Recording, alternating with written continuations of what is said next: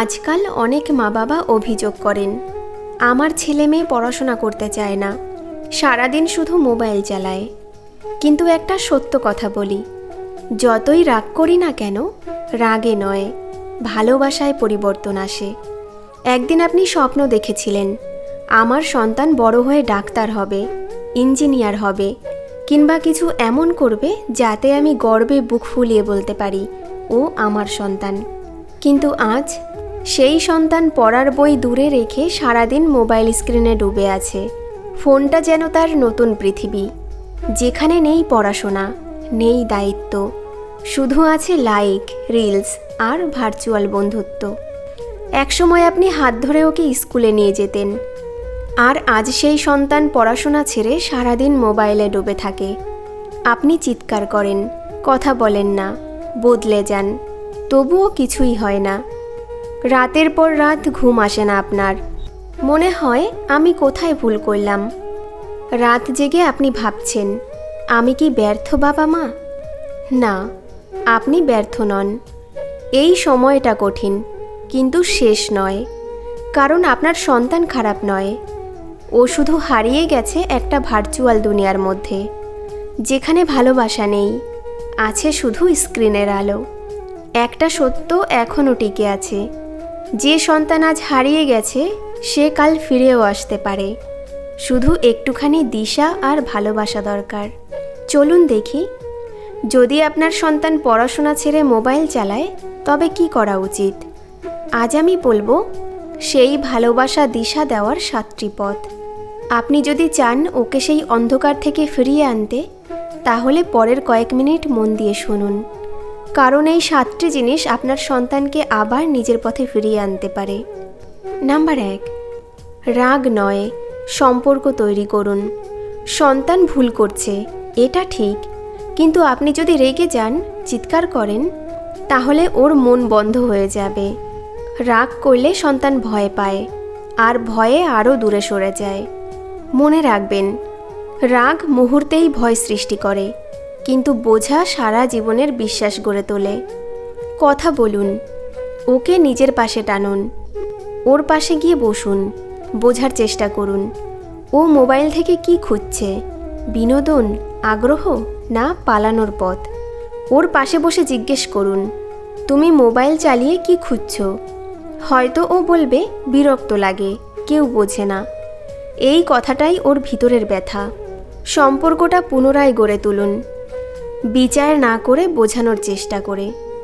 একদিন সন্ধ্যায় ওর ঘরে গিয়ে শুধু বলুন, তুমি জানো, আমি তোমার উপর গর্ব করি, কারণ তুমি অনেক ভালো কিছু করতে পারবে।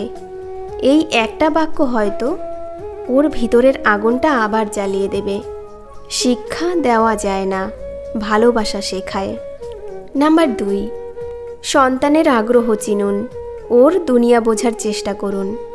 প্রতিটা সন্তান আলাদা, কেউ আঁকতে ভালোবাসে, কেউ গান, কেউ ভিডিও বানাতে। অনেক সময় সন্তান গেম বা সোশ্যাল মিডিয়ায় ডুবে যায়, কারণ বাস্তব জীবনে কেউ ওর কথা শোনে না। আজকের এই ডিজিটাল দুনিয়ায় মোবাইলই হলো ওদের জগৎ। ও সেখানে খোঁজে বন্ধুত্ব, সমর্থন, মনোযোগ। আপনি চাইলে ওর এই জগতে বন্ধু হয়ে ঢুকে পড়ুন। ওর সাথে ওর ভাষায় কথা বলুন, যাতে ও বুঝতে পারে আপনি ওর শত্রু নন। হয়তো ওর আগ্রহ পড়াশোনার বইতে নয়, শেখার অন্য পথে। সেই আগ্রহকে পড়াশোনার সঙ্গে যুক্ত করুন। এভাবে জ্ঞানের সঙ্গে আগ্রহের সেতু তৈরি হবে। যেদিন আপনি বলবেন, চলো তুমি আমাকে গেমটা শেখাও, ও অবাক হবে, হাসবে, আর মনে মনে ভাববে, বাবা আমাকে বুঝতে চায়, মা আমার কথা শুনতে চায়। সেদিন থেকে ওর মন খুলবে। যতক্ষণ না আপনি সন্তানের চোখ দিয়ে দুনিয়া দেখবেন, ততক্ষণ আপনি তার মন বুঝতে পারবেন না। নাম্বার 3, নিষেধ নয়, সঠিক দিশা দিন। ডিজিটাল ডিসিপ্লিন তৈরি করুন। মোবাইল বন্ধ করে রাখো বললে লাভ নেই, সে লুকিয়ে মোবাইল চালাবে। এই একটি বাক্য সন্তানের কানে দুঃস্বপ্নের মতো বাজে। বরং তার বদলে বোঝান, মোবাইল থেকেও শেখা যায়, সঠিকভাবে ব্যবহার করলে। ছোট থেকে শুরু করুন। বলুন, প্রতিদিন আধ ঘন্টা মোবাইল শেখার কাজে ব্যবহার করবে। তাকে অনুপ্রাণিত করুন কিছু শেখার অ্যাপে বা ভিডিওতে সময় দিতে। সঠিক ব্যবহার করলে পথ খুলবে, ভুল ব্যবহার করলে অন্ধকারে ঠেলে দেবে। নির্দিষ্ট সময় ঠিক করুন, কখনো পড়বে, কখন মোবাইল ব্যবহার করবে। এই সময়সূচি তৈরি করুন একসাথে বসে, কাউকে জোর না করে। তাহলে ও নিজের দায়িত্ব বুঝবে, চাপ নয়। দেখবেন শৃঙ্খলা আপনা আপনি ওর মধ্যে তৈরি হচ্ছে। বাধা নয়, বিশ্বাসী শৃঙ্খলার শুরু। নাম্বার 4, ছোট ছোট লক্ষ্য দিন।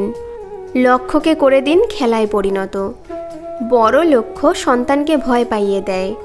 ছোট ছোট টার্গেট দিন, যেমন আজ মাত্র 10টা নতুন শব্দ শিখে আমাকে বুঝিয়ে দেবে, অথবা আজ 30 মিনিট মন দিয়ে পড়ো, তারপর 15 মিনিট মোবাইল চালাও। ধীরে ধীরে শৃঙ্খলা আসবে। অল্প অল্প করে সফলতার অনুভূতি দিন, যাতে ও শেখে। শৃঙ্খলা মানে শাস্তি নয়, নিজের বিকাশ। এইভাবে পড়াশোনার সঙ্গে আনন্দ আর সৃজনশীলতা মেশান। যতক্ষণ শেখা আনন্দে পরিণত না হয় ততক্ষণ সেটা টেকে না।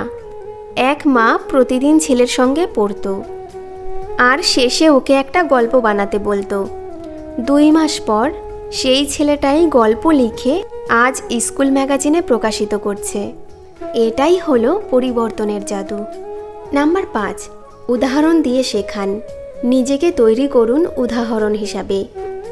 আপনি সারাদিন যদি ফোনে ব্যস্ত থাকেন, সন্তানও এটাই শিখবে।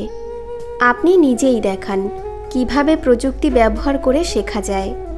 আপনার সন্তান দেখছে আপনি কি করছেন। আপনি যদি সারাক্ষণ ফোনে থাকেন, সে সেটাই স্বাভাবিক মনে করবে। আপনি নিজে বই পড়েন, কিছু শেখেন, নিজের মোবাইল ব্যবহার সীমিত রাখেন। সন্তান যা দেখে সেটাই শেখে। ও দেখে শেখে, কথা বলে নয়। আপনি যদি সারাক্ষণ ফোনে থাকেন বা ক্লান্ত মুখে অফিস থেকে ফেরেন আর বলেন, এই যুগে শেখার কি দরকার, তাহলে সে অনুভব করবে শিক্ষার কোনো মূল্য নেই। বরং সামনে বই পড়ুন, কিছু নতুন শিখুন, অনলাইনে ক্লাস করুন এবং ওকে পাশে বসিয়ে বলুন, আমিও শিখছি, তুমিও শেখো।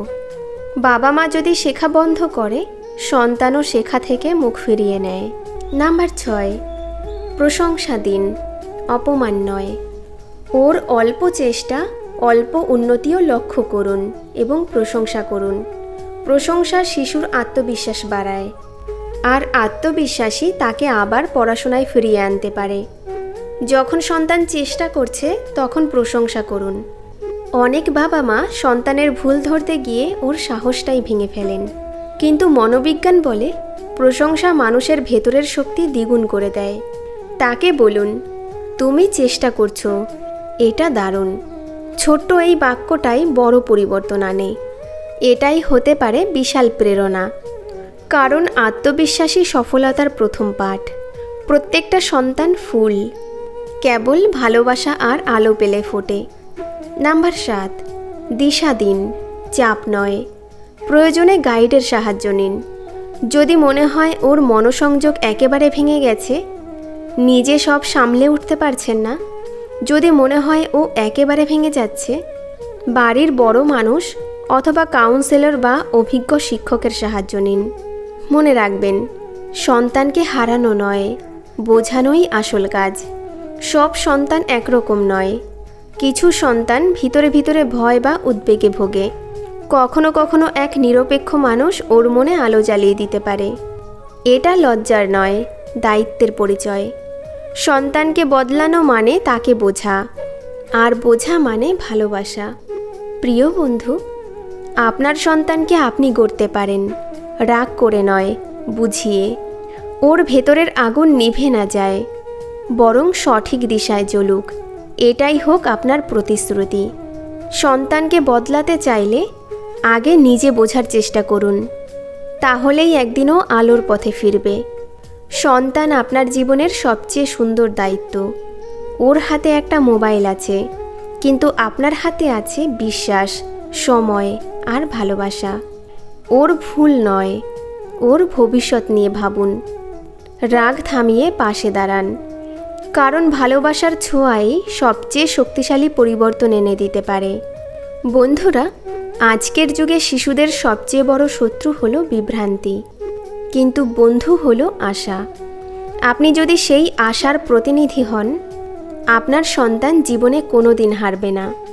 রাগ করে নয়, দৃষ্টান্ত দিয়ে, স্নেহ দিয়ে, কথায় নয়, কাজে বোঝান যে পড়াশোনা জীবন পাল্টায়। ওর সেই আগ্রহ ফিরিয়ে আনুন, ধৈর্য দিয়ে, ভালোবাসা দিয়ে। একদিন আপনি দেখবেন সেই সন্তান যে মোবাইল স্ক্রিনে হারিয়ে গিয়েছিল, আজ বইয়ের পাতায় নতুন স্বপ্ন খুঁজে পাচ্ছে। মোবাইলের আলোর চেয়ে উজ্জ্বল হোক ওর মনের আলো। ভালোবাসাই সেই শক্তি যা এক জীবন বদলে দিতে পারে। ভালোবাসা দিয়ে গড়ুন আপনার সন্তানের ভবিষ্যৎ। বন্ধুরা, ভিডিওটি ভালো লাগলে সুন্দর একটি কমেন্ট রেখে যেও, আর আমাদের চ্যানেলটি সাবস্ক্রাইব করে আমাদের পাশে থেকো। ধন্যবাদ।